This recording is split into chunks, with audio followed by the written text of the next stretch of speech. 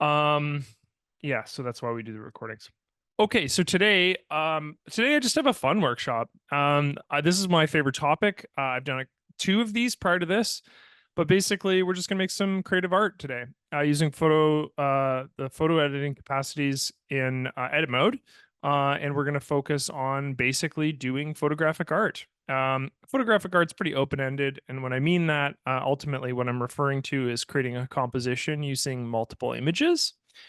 So to sort of stress test and showcase the more comprehensive and sort of indulgent, I suppose, things that ACDC can do, rather than focus on specific editing functionality. I still really want to put a huge emphasis on practical tools. So we're going to be talking about practical tools during the process of this workshop, creating something that's a little bit more dramatic. So today we're just going to do a very simple workshop, which is sort of I'm going to isolate a subject in my image. As you can see here, we have the woman with the flowers that have been supplanted in her hair. And then we've created a composition using a sort of a shape, as well as sort of adding something to the background. And so there's lots of different tools and techniques that we can talk about on the way to doing this. And this is going to just give you some new ways to view and look at the tools in ACDC, especially in edit mode. This is really fun for me because I come from a background of a graphic designer, and graphic designers are, not exactly photographic artists, but they do utilize a lot of these tools. So I can showcase how to do some of this stuff. So let's begin, and we'll talk about this. This is sort of my reference image, but we're going to start from the beginning here. So what I'm going to do is I'm just going to navigate away back to our original starting image, and then we can talk about creating a composition from here. Just out of curiosity, how many of you have participated in our previous workshops on photographic art, or how many of you? Actually, let's just ask that for now. I'm really just genuinely curious how many people have participated in one of these prior. Mike, yes, awesome, thank you. No from Laurent. Chuck, yes. Cool. Yeah, I'm genuinely curious, and the reason why is because these incorporate a bunch of different tools, and they're not necessarily tool specific. No, said Richard. Yes, is John. No. Okay, so pretty mixed. That's great. So for some of you, this is reiterative and fun, and for others, this is the first time you're experiencing this. Yeah, awesome. And okay, and I guess the second question I have in regards to this is, and this is I think the more integral one for me, or the one that I'm more curious about. Um so I wonder if I wish there was a way to make a poll. There probably is, but I don't have time to figure it out right now. But my question is, how many of you have created photographic art or have tried that in ACDC? Maybe more than just a standard editing procedure, maybe more than management functions, trying to make art with photos. Richard says yes. Everyone else says no. Okay, cool. That's really interesting to hear. But that gives me all the more reason to do these. So excellent. Okay, thanks for your feedback, everyone. I appreciate that. Yeah, so like I said, I think there's two ways to come at editing photos, right? The first way, and I think the way that most people experience, is they come at photo editing from a standpoint of they're photographers, you know, and they start utilizing these tools on the basis of that they want to change or alter or do post production on their photos. And then the other way is you're not a photographer at all, but you're rather somebody who works with imagery, in a variety of capacities. And then there's the intermediate between those two, where it's like you do both. I create these photos, and then I also mix and blend and create compositions based on that. Okay, so what I want to do today, like I illustrated with the previous image, is I want to make an isolation of my subject. And then what I want to do is in the background, I'm going to create a little white circle. And the reason why I want to do that is I want to draw attention to the subject matter. And then I want to present a relief from her in the background. And then actually I want to take this sort of bathroom scene and I'm going to adjust it and, I'm going to recreate it and I'm going to sort of get rid of this top portion here in the vase. And I want it really to be about my subject and her hair and sort of create sort of something new, over top of this, preserving her facial structure, but in this case, removing the hair from it. Layer. So I have this layer here, and this is the layer that I'm going to be working with right now. What I want to do is I'm going to make a subject selection. So subject selections, which are located right here, select subject.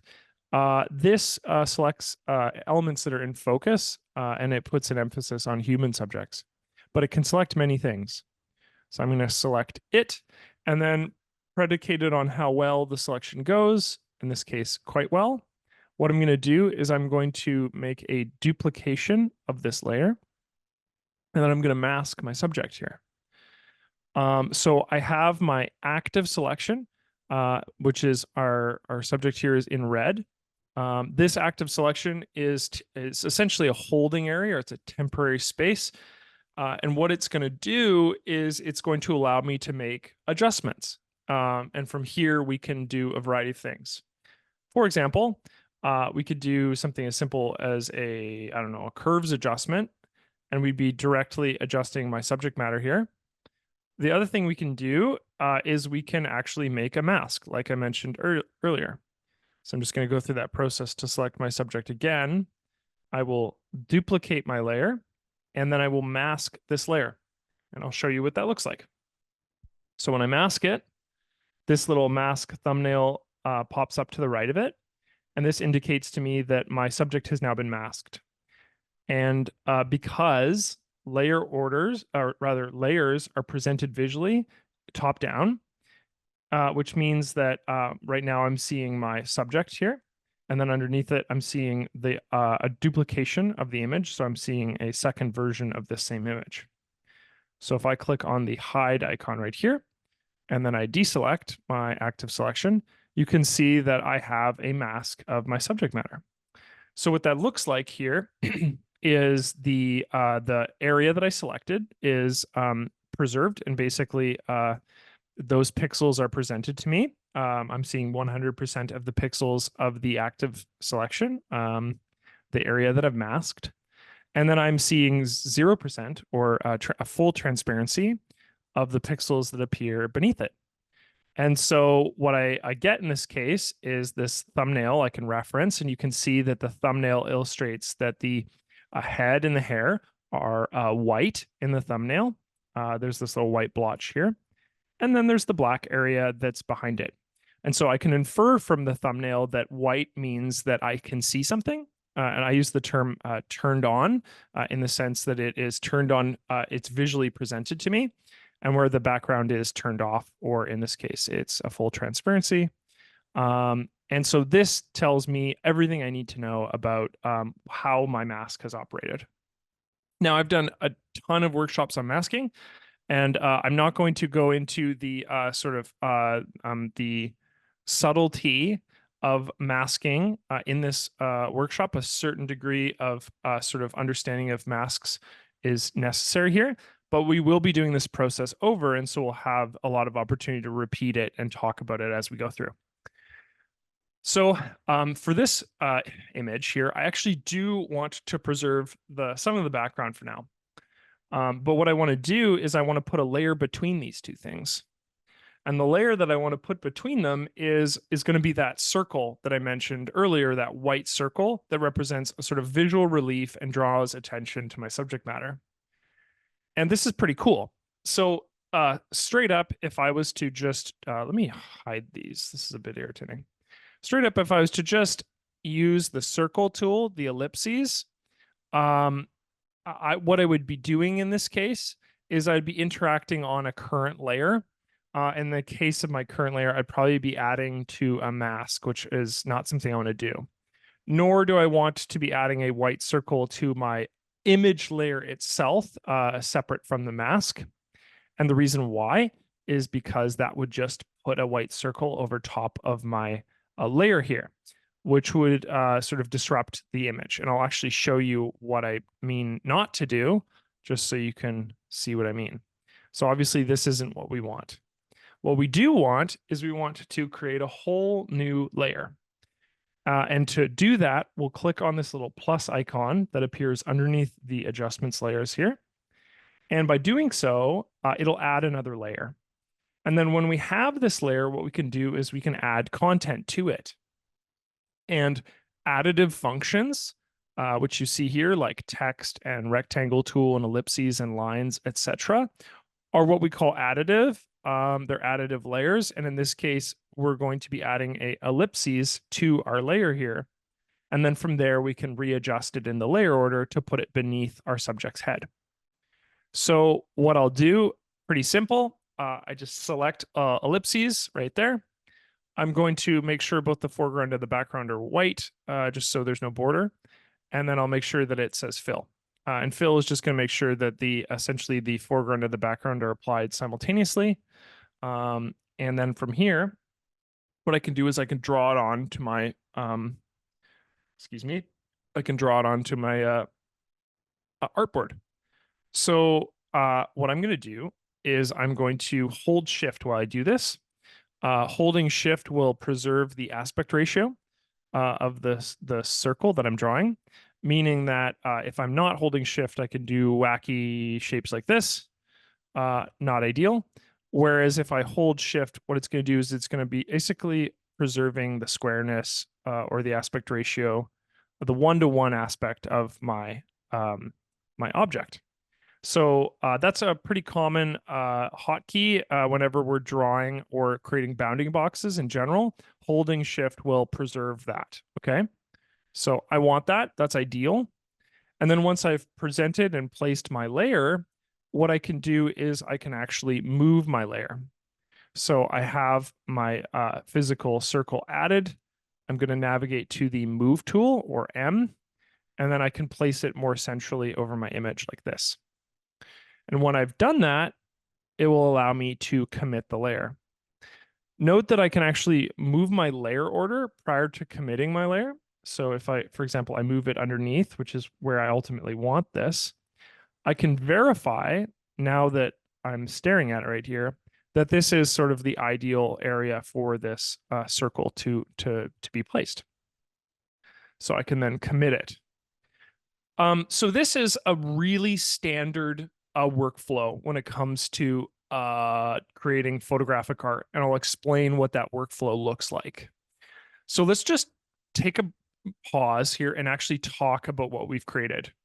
So what we've done is we've taken a background. So our whole background, which is this layer, let's just rename it. Let's call base layer. So we have our base layer here. We've created a selection base from our base layer. And then what we have is we've got an intermediate layer. In this case, let's call it our circle. So this interaction, because we're not actually moving the selection face, we're not actually moving the orientation of it on the image, we've created a situation where we have created a natural layer or a natural progression. So the face is above the circle, which is in between the base layer.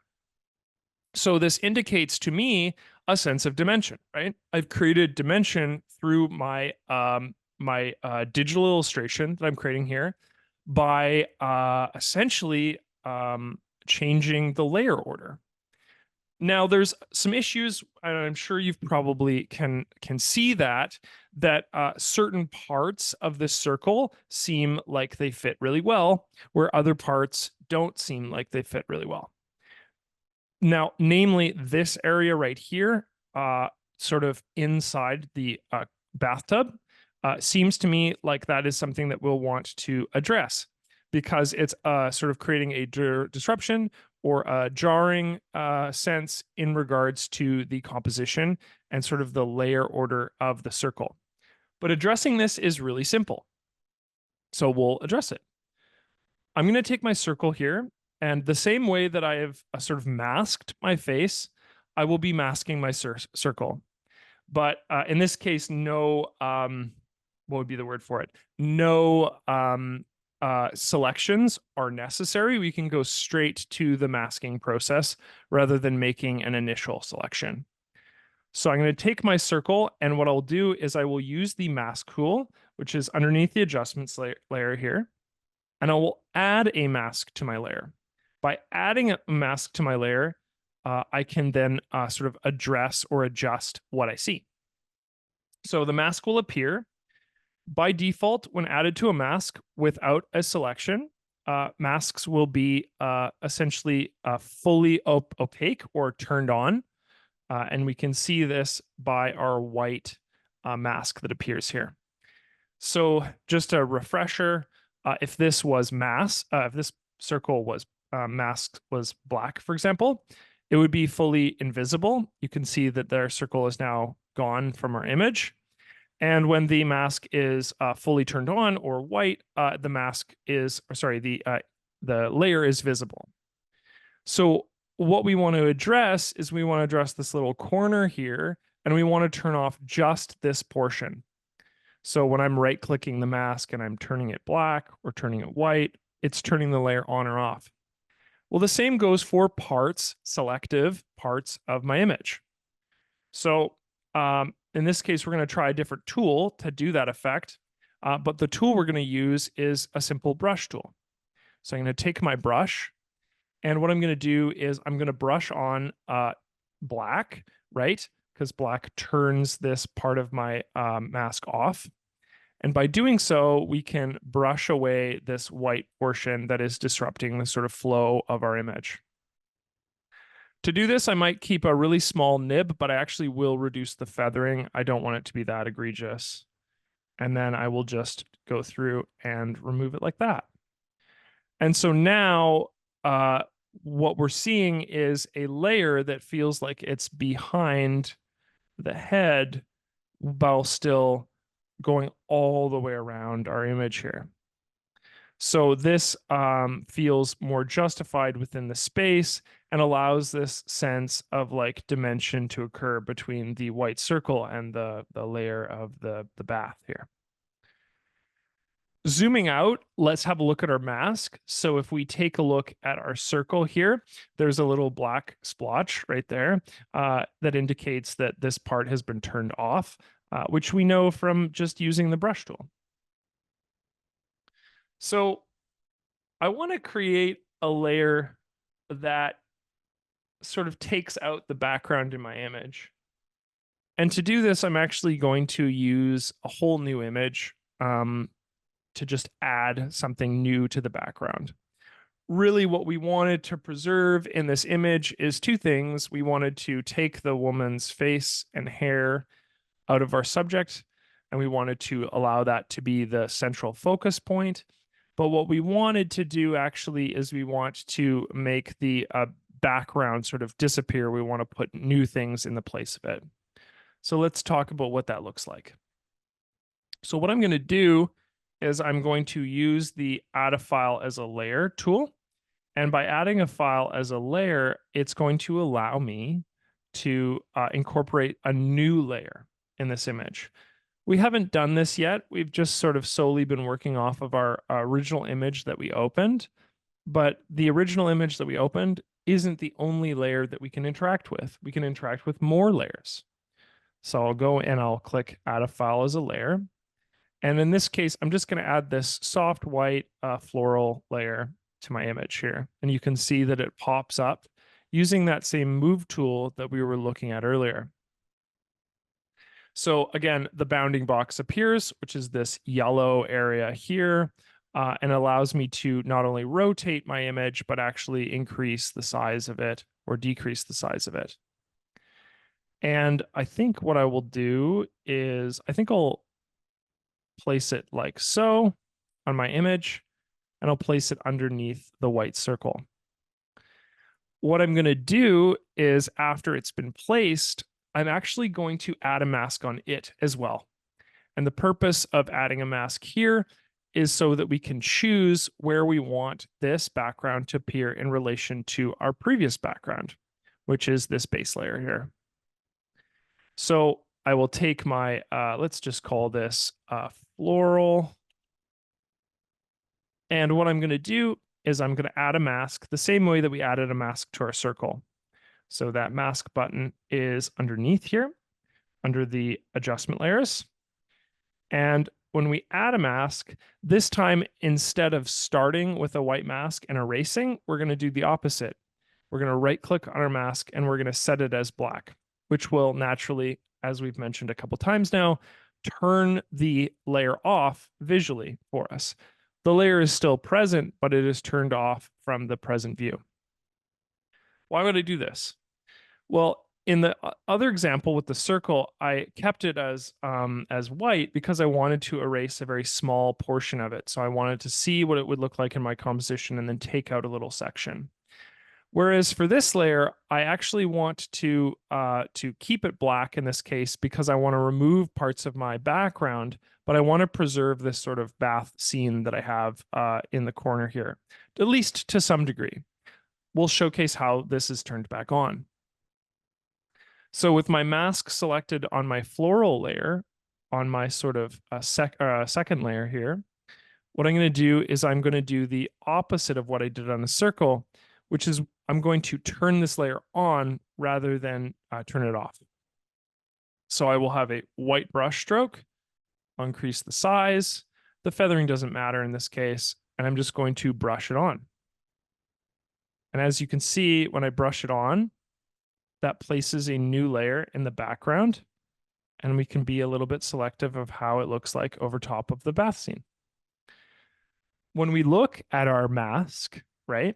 Our mask is right here. It's present alongside the layer that we added, the floral layer. But you can see that once again that there's this mask that corresponds with what we see on the image here. So the mask is turned on and visible in this top right-hand corner, the top left-hand corner, the bottom left-hand corner, and it's basically invisible in the bottom right-hand corner.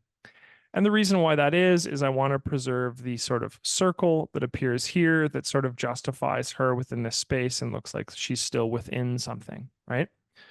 So it sort of naturally provides a sort of space that she exists in. I think this would naturally be a good section to sort of ask any questions. So I might pause here just in case anyone has any questions they want me to answer in Q&A or chat before we go on. This is a process where I'm utilizing a lot of the same tools, right? I'm utilizing masking in conjunction with layers, but I'm doing so in such a way that creates a narrative. If I look from a top-down perspective, I have my face selection here, and then underneath it, I have my circle, which is informing what I see. And then by using masking, I'm sort of creating a space that changes the narrative. Again, I'm sort of creating a series of dimension to my image here that wasn't initially present. Yeah, I'm just going to take a sip of my coffee here. If anyone has any questions, more than happy to answer them before we go on. I'm also just deciding for myself as I go on whether or not I want this to be erased as well and have this truly represent the background, or if I want this to be sort of something that also represents the foreground. So thinking about that, let's just have a quick look at it and see what I think. Yeah, so in this case, the hair represents the foreground. And I think I like that a little bit better and still preserving the natural space of where the sort of bathtub is here. So I think I will take that little corner out here, and it still allows me to sort of justify her within this space. So that's, I think, a little bit nicer than the previous one. Okay. No immediate questions. If they come up, I'll answer them certainly. I just want to make sure that everyone understands what I'm doing and is following along. Richard says that's better. I agree, Richard. So here we'll talk about, so what we're going to do, this is just a fun sort of example, right? And so what I wanted to do is add a bit of color to this image. And I think what I also want to do is I just want to do something fun with her hair. So let's play with this as a subject matter. We could easily stop and say, hey, we've created a composition where we're drawing attention to our subject matter. This is very much like this is something like an advertisement for a salon or something like that. But I want to do something a bit more fun. Pardon me. And to do that, I think what I want to do is I want to create a layer that exists over top of the hair here. And that layer will be also floral and sort of way, way, way, way colorful. So let's grab a different layer and we'll talk about how we want to do that. So what I'm going to do is I'll add a file as a layer again, and this is going to allow me to pull in another section. And I found this like really bright high contrast layer of these tulips.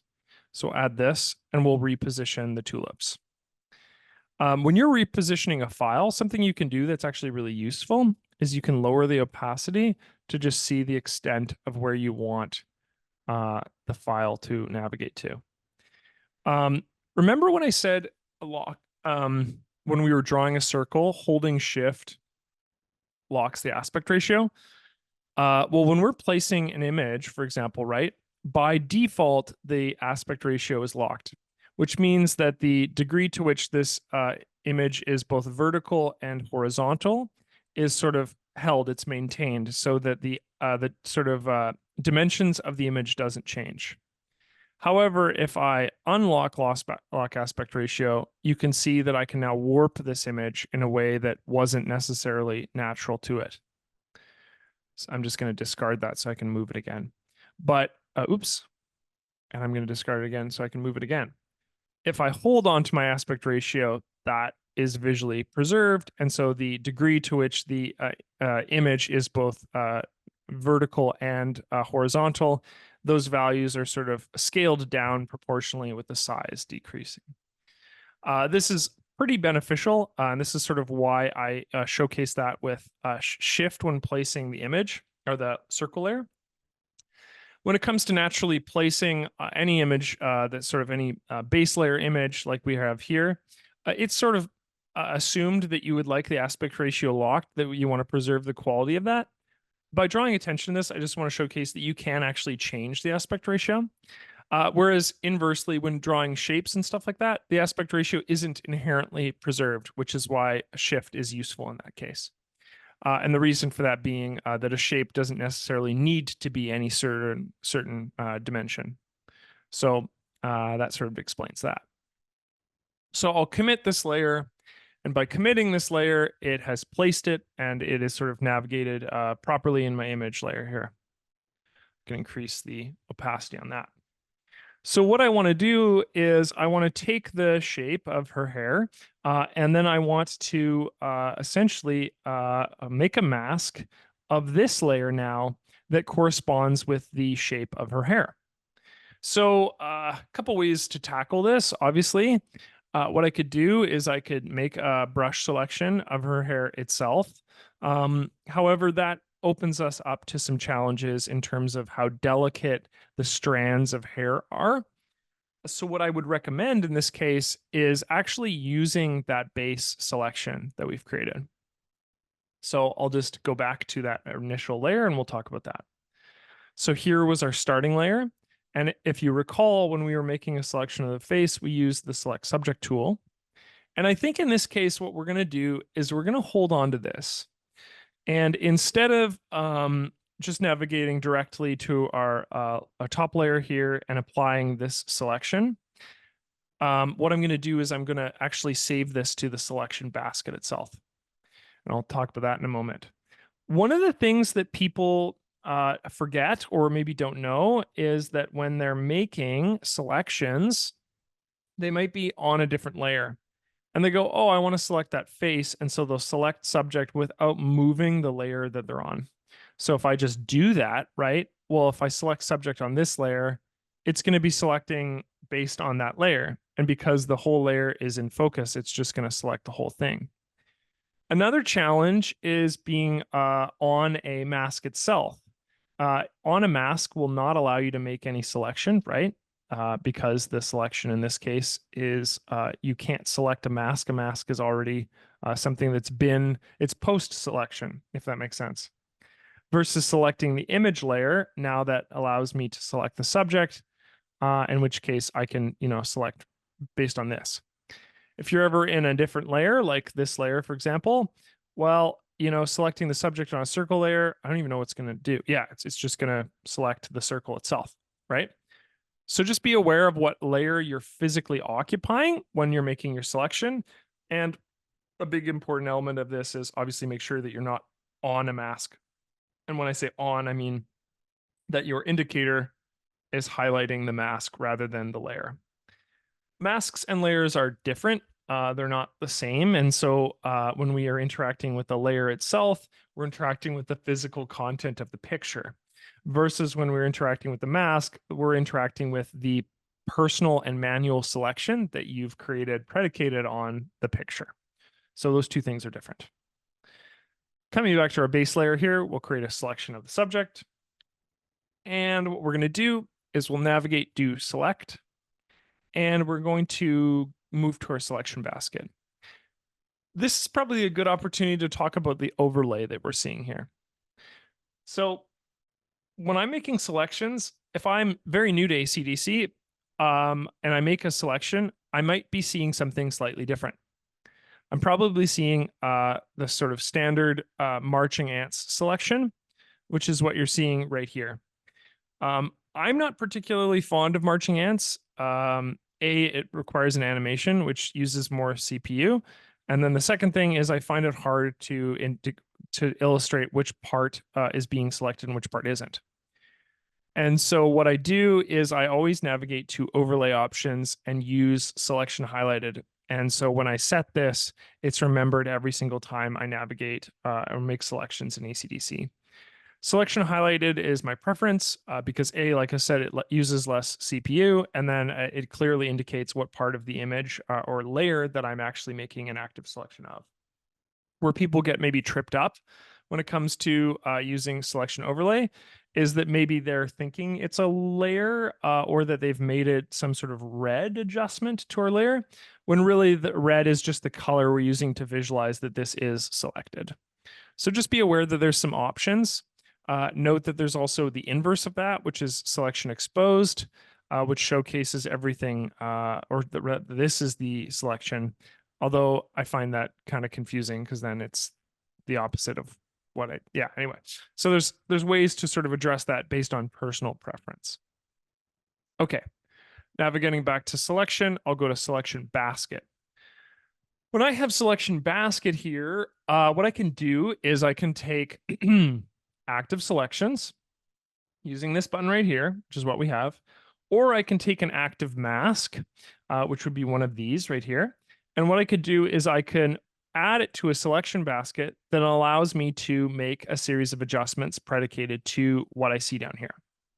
So in this case, I have an active selection. And so what I'm going to do is I'm going to save this selection using the selection basket. So I'm going to add the current selection to the basket. And then a sort of mask indicator pops up showcasing that this selection is now one that I can use. So if I deselect my face there, what I can do is I can mask a layer using the selection I've created, or I can select based on the selection that I've created. And then I can also duplicate and delete using the selection basket. So what I'll do is I'll navigate to my first layer here, which is the flowers, which we will rename hair, I suppose. And what I'm going to do is instead of selecting it like that, right? I don't need the selection anymore. What I'm going to do is I'm just going to mask based on it. So I'll mask. And then you can see here that my subject, right, is covered in this like beautiful floral pattern, including the nuance of her hair here. So hopefully everybody can see that. And then what I can do here is I can use a series of blends to sort of pull back her face from this while leaving this layer on her hair. So what I can do is I can select my layer here that corresponds with the flowers and then the corresponding mask. And what I can do is let's just multiply it for now. Actually, that's not that good. Yeah, maybe soft light will work for now. So I'll apply a blend mode. So blend modes kind of work like lowering the opacity, in that when I lower the opacity, pixels emerge from the layers that exist beneath the layer that I'm interacting with. all opacity really does is if I have opacity set to 50, for example, what this tells me is that this hair layer right here, in correspondence with the mask we're seeing, this hair layer appears 50% of the pixels in this hair layer are opaque and 50% of the pixels in this layer are removed. So, or invisible, which creates this illusion of the image being transparent, right? It creates this transparency that appears over our image. If we increase these values, say to 75, more of the image will be visible. And if we decrease these values, less of the sort of image will be visible. So how blend modes work is that they are that same functionality, except they're algorithmic. So they have certain factors that they take into account. And those factors typically are the degree to which an opacity is applied to darker or shadows of my image, or inversely highlights in my image. That's sort of a general description of how blend modes work. Each of these blend modes you can like look up. There'll be information in the help contents about these, in that what they do exactly. But there's so many, there's no point in me sort of going through the help book and describing each and every single one of them. I'm just going to make an application, one I'm familiar with. So if I zoom in, now that I have a blend mode applied to this layer, I can see the part of my image here, the face part, that I might want to sort of mask out of this layer here. So with my layer active, what I will do is I will take the, you know what, actually, before we do this, let's make a duplication of this layer. And the reason why I want to do this is just because if I screw up anything, I have a second one that I work with right now. So I have my hair here. I have the flower layer. I'm going to click on the mask. And then from here, what I'm going to do is I'm going to erase the face from the mask, leaving only the hair that is sort of affected by the tulip layer that we have above it. So if I take my brush tool, keep in mind that I'm erasing. So in that case, I want to remove. I would be using the black foreground color. That is going to turn this effect off on the layer.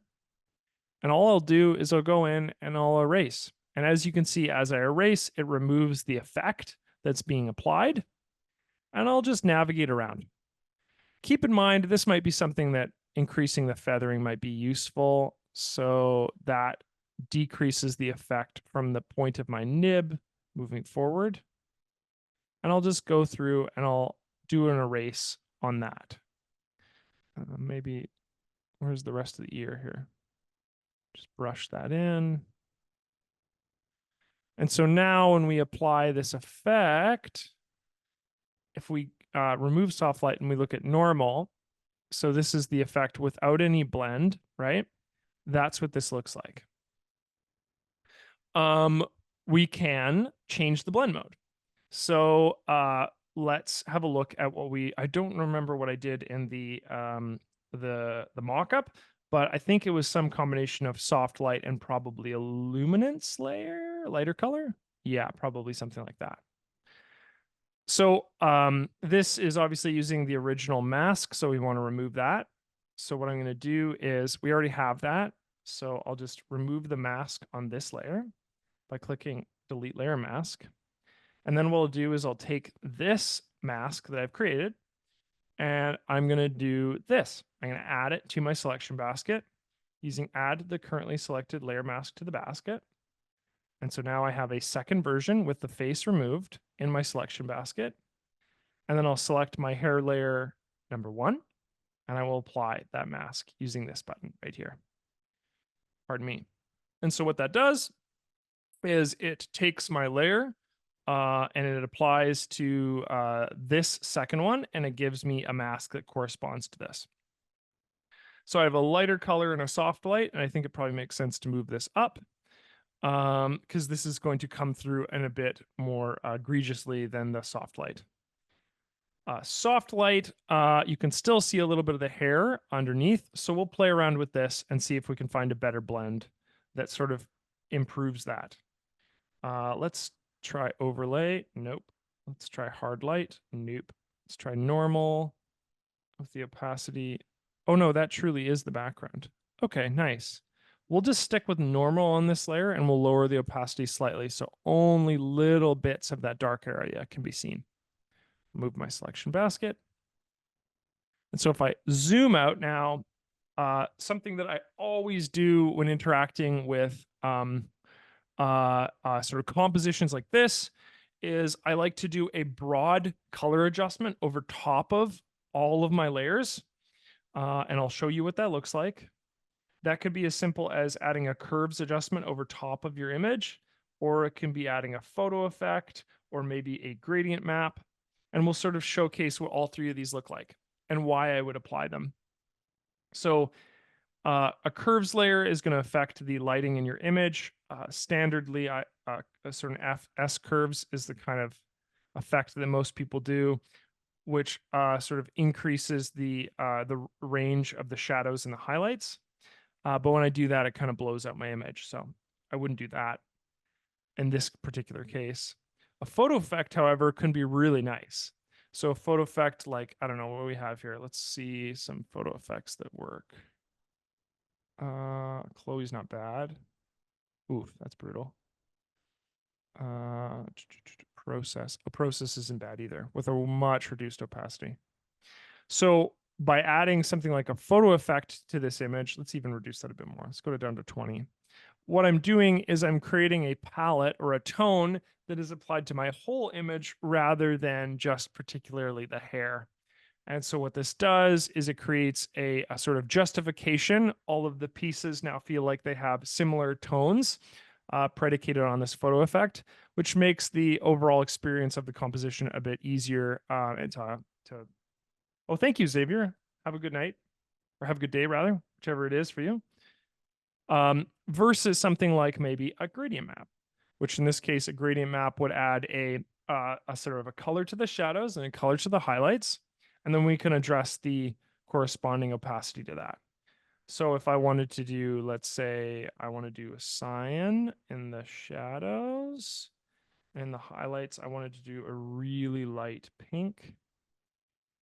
And then I could address this by lowering the opacity to change the color composition, or I can use, say, like, I don't know, a blend mode that corresponds to this layer too, like multiply or color, and those things change the color representation in my image as well.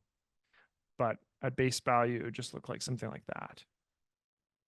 Let's see here, hard light, soft light.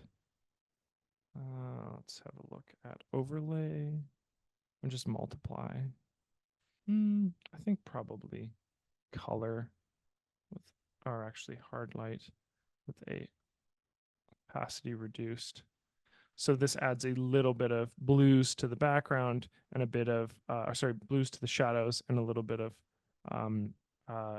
pinks, was it, to the highlight. And then a photo effect. Personally, for me, I think the photo effect on its own looks the nicest. Again, it's just sort of like, this one's called Process, but it adds like a very, very slight sepia tone to this image. One of the last things I might do here is I might actually, just because the flowers are so bright in hue, or sorry, saturation in comparison to the rest of the image, what I might do is I might go down to Vibrance, click on Vibrance. Vibrance would be added to my layer order. You can see it right here. What I might do is I might click on the Clip To icon, which would then mean that Vibrance is only applied to the layer that appears directly beneath it. And then I might actually take the Vibrance tool and just slightly decrease the saturation on that layer. And that feels like it's more integrated in my image and not so standout-ish. So that would be without, and that would be with that effect. So I'll do a little bit of a recap and talk about what we talked about today. Let's just move this guy up and this guy down. Let's see. Here, I'll just remove that. There we go. We can see the whole layer order now. So we did the classic, the absolute standard, the oldest trick in the book, which is base layer followed up by a selection of your base layer that is then raised up in the layer order. And then we put something between those two layers. The absolute classic method to create a sense of dimension. Right? In this case, we just added a circle, but you can add so many different things to this. And then what we did is we went in and we added, I'll take these off. We added a background. So we added this floral background that superimposed over top of our image, creating a whole different tone because we now don't have this sort of extremely domestic, although this is, very bougie, but very domestic look to it. We took that away and it creates this ethereal and sort of otherworldly quality to our image, predicated on, an unnatural setting. We have all these flowers in the foreground here that almost gives it a dreamlike quality. That's a compositional choice, right? Like this is something that creates a different mood than just the original image here. From there, what we did is we added a whole new layer, right? We added another layer, and this layer was to create this to supplant this over top of the hair to create an even otherworldly or dreamlike quality to our character here. And we added basically this sort of flower in the place of her hair, using the shape of her hair. And so we did this by using the selection basket. This created a series of selections here, both with the face, and then we saved one without the face to then reproduce on our layers. And then finally, all we did was add a little photo effect to our image layer that sort of changes the color and overall justifies the composition after the layer effect. Further justifications we could do is we could add a vignette to our image to bring it inwards, right? The other thing we can do is we can actually change the canvas size. And by changing the canvas size, we could pull this inwards and sort of make it more square in appearance and less poster-like quality that we have now. That sort of covers what I wanted to talk about today in terms of a composition. Again, totally open to the floor. Does anyone have any questions?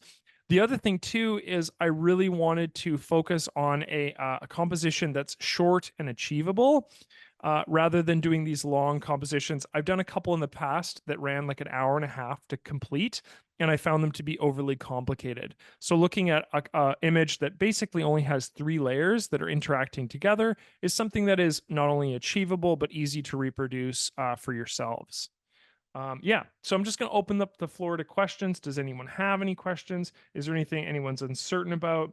Does the masking process make sense? Does using the selection basket make sense? Hopefully this combination sort of explains and sort of gives you something new, some new tools that you can use in ACDSee.